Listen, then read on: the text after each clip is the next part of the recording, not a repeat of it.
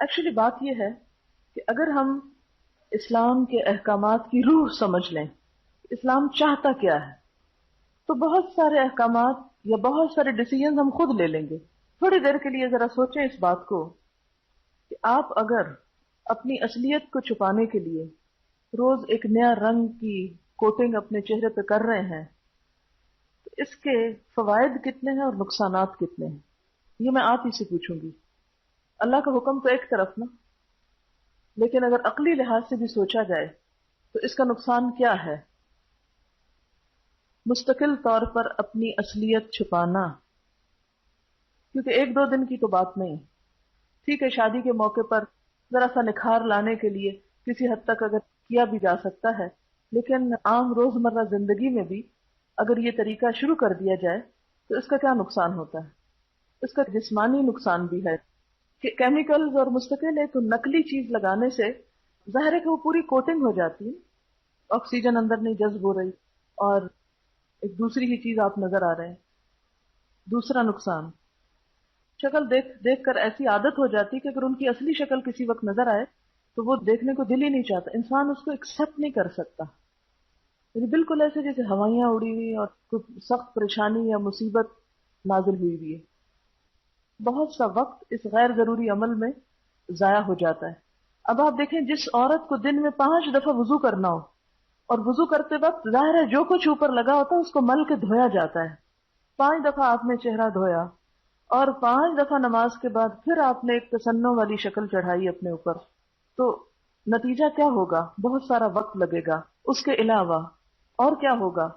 مثلا کوئی مرگ ہو گئی ہے، کوئی فوتگی ہو گئی، تو اب اس میں آپ وہ سارا میک اپ کس طرح کرتے ہیں؟ اور اسی وجہ سے آپ دیکھتے ہیں آج کل ان موقعوں پر بھی لوگ پورے میک اپ کے ساتھ بیٹھے ہوتے ہیں کیونکہ اب افورڈ نہیں کر سکتے نا کہ وہ اس کو چھوڑ دیں. اسی طرح ان کی ایک جاننے والی تھی تو ان کو آخری عمر میں کینسر ہو گیا، تو وہ پھر یہ سارا کچھ کر نہیں سکتی تھی. کہتی کہ وہ شکل ایک تو بیماری کی وجہ سے اور دوسرا وہ جتنے تراش خراش کی ہوئی تھی وہ خود کر نہیں پاتی تھی، کوئی اور کر نہیں سکتا تھا، تو وہ اتنی ڈراؤنی قسم کی شکل ہو گئی کہ جو ان کے کیئر کرنے کے لیے وہ پاس جاتا تھا تو وہ ایک دم گھبرا جاتا تھا.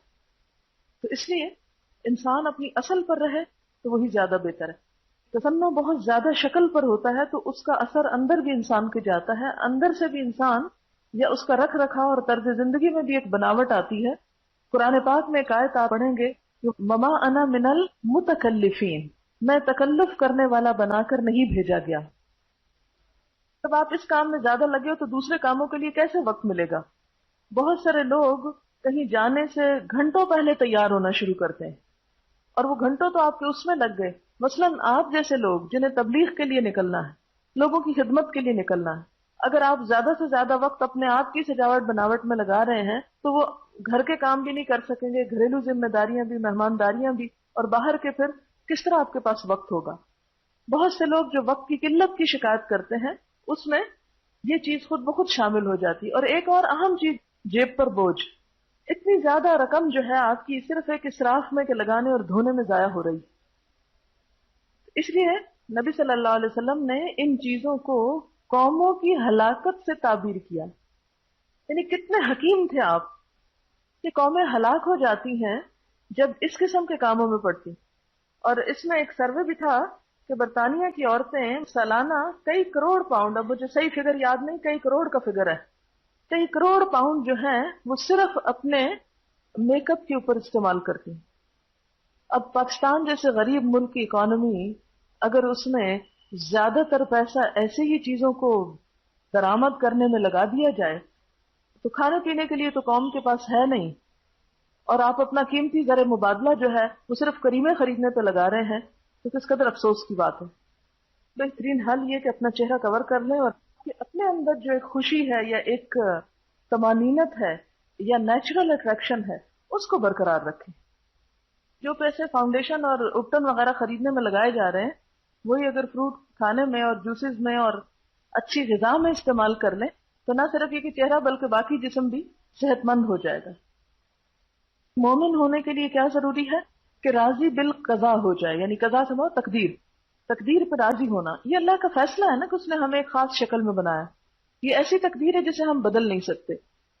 جب ہم مصنوعی طریقوں سے اس کو بدلنے کی کوشش کرتے ہیں تو اس میں خود نقصان اٹھاتے ہیں. بہترین جو چہرے کی ایکسرسائز ہے وہ سجدہ ہے. اگر پراپر طریقے سے سجدہ کریں تو جب وہ آپ کی سرکولیشن سر کی طرف جاتی ہے تو چہرے پہ جھریاں دیر تا عمر تک نہیں ہوتی. بہت سارے لوگ فکر مند رہتے ہیں یہاں جھریاں پڑ رہی ہیں معلوم نہیں کہاں کہاں پڑ رہی ہیں، لیکن میں نے دیکھا ہے ان لوگوں کو جو پراپر سجدہ کرتے ہیں آفٹر 40 بھی چہرے پہ جھریاں نظر نہیں آتی. جب انسان اپنے آپ کو صرف سجانے بنانے کے پیچھے لگ جاتا ہے کہ میں صرف یونیک نظر آؤں دوسروں سے شکل و صورت میں، تو پھر اس کو اپنی دوسری کوالٹیز کو بڑھانے کی ضرورت نہیں رہتی. وہ صرف حسن کے بلبوتے پر دوسروں پر اپنا روب قائم کرنا چاہتا ہے. لیکن جب انسان اس چیز سے بے نیاز ہوتا ہے تو پھر ایسی چیزوں کے اندر اپنے آپ کو مصروف کرتا ہے کہ جہاں اس کی دوسری اصل کوالٹیز جو ہیں وہ زیادہ سے زیادہ بہتر طور پر نمایاں ہو سکے یا نکھر سکے. سب سے پہلی بات تو ہمیں یہ سمجھنی چاہیے کہ اللہ تعالیٰ نے جو ہمیں حکم دیا ہے اسی میں ہمارا فائدہ ہے.